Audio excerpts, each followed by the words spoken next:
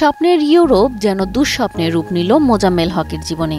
লিবিয়ার মাটিতে পা দিয়েই বুঝতে পারেন পড়েছেন ভয়ানক প্রতারকের খপ্পরে। আগে 10 লাখ টাকা ঋণ ছিল, এখন আরো 7-8 লাখ টাকা ঋণ হয়েছে, সব মিলে প্রায় 18-20 লাখ টাকা ঋণ হয়েছে। শেরপুরের নকলা উপজেলার প্রত্যন্ত গ্রাম দেবুয়ার চরের নুরুল ইসলামের ছেলে মোজাম্মেল হক সংসারে সচ্ছলতা ফেরানো সহ একটু সুখের আশায় পাড়ি জমান লিবিয়া।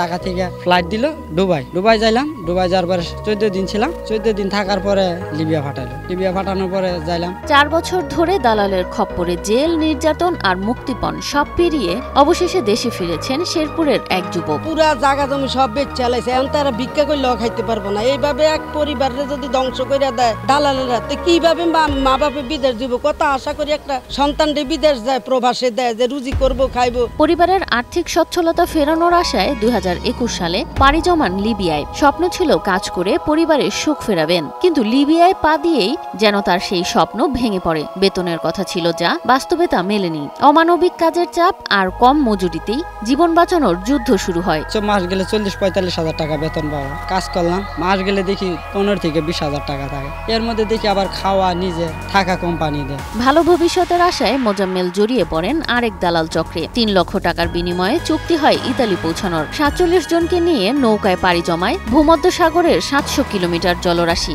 টাকা দিলাম 3 লক্ষ, তো উনি নাওয়ার ভিতরে উড়াই দিল। এক রাত চললো। চলার পরে এত অবস্থা খারাপ হয়েছে, এত পরিমাপের ঢেউ, অনেক উপর থেকে নিচে নামতেছে, নিচে থেকে উপর উঠতেছে। অনেক লোক বমি করে দিছে, কেউ দেয়া গেছে, গলা দিয়ে রক্ত আই পড়ছে, ওই লবণের পানি খাইছে। কিছু লোক এত পরিমাপে ক্লান্ত হয়েছে, কথা বলতে পারে না। 1 সপ্তাহ যাবত কথাই বলতে পারে না, এত পরিমাপে অসুস্থ। একজন আরেকজনের কান্দে করে কি আনা হয়েছে। একমাত্র স্মার্ট সিটি বসুন্ধরা, আধুনিকতায় এক ধাপ এগিয়ে।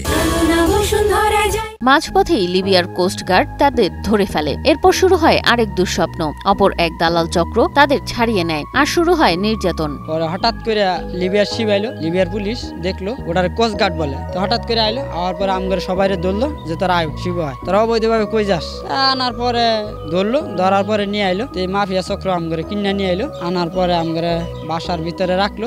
রাখার পরে অনেক নির্যাতন করলো সবাই। 10 জন লোক আনলো, 47 জন লোক ছিলাম, আর 37 জন লোক আনে নাই, 10টা লোক নিয়ে আসে। আনার পরে রুমের মধ্যে অনেক নির্যাতন করছে। মোজাম্মেলের পরিবারকে বাধ্য করা হয় 6 লক্ষ টাকা মুক্তিপণ পাঠাতে। জমি জমা বিক্রি করে পাঠানো হয় সেই টাকা। অবশেষে ব্র্যাকের সহায়তায় কোনো রকমে শুধু জীবন নিয়ে বাড়ি ফেরেন মোজাম্মেল। দালালদের বিচার দাবি করেন সর্বশান্ত মোজাম্মেল ও তার পরিবার। বললো যে 6 লাখ করে টাকা দিবি। ঠিক আছে, আমরা 6 লাখ করে টাকা দিব। তো 6 লাখ টাকা দিলাম। দেওয়ার পরে বলছে যে 3 দিন পরে আমরা ছাইরা দিব। আমরা 5-6 জন লোক টাকা পেড করলাম, আর বাকি লোক টাকা পেড করে না। 4 জন লোকের মতো টাকা পেড করে না। তারা টাকা পেড করতে সময় লাগে, তো এমন ভাবে মারা মারছে একটা লোক। সুনির্দিষ্ট অভিযোগের ভিত্তিতে অপরাধী চক্রকে খুঁজে বের করে আইনের আওতায় আনার আশ্বাস দিলেন জেলার শীর্ষ এই কর্মকর্তা। আমাদের বাংলাদেশের কোনো নাগরিক যদি প্রতারিত হয় অবশ্যই নেব। সেক্ষেত্রে স্পেসিফিক কোনো যদি অভিযোগ করেন, কেউ অভিযোগ করলে অবশ্যই মামলা হলে তদন্ত করে ব্যবস্থা নেওয়া হবে।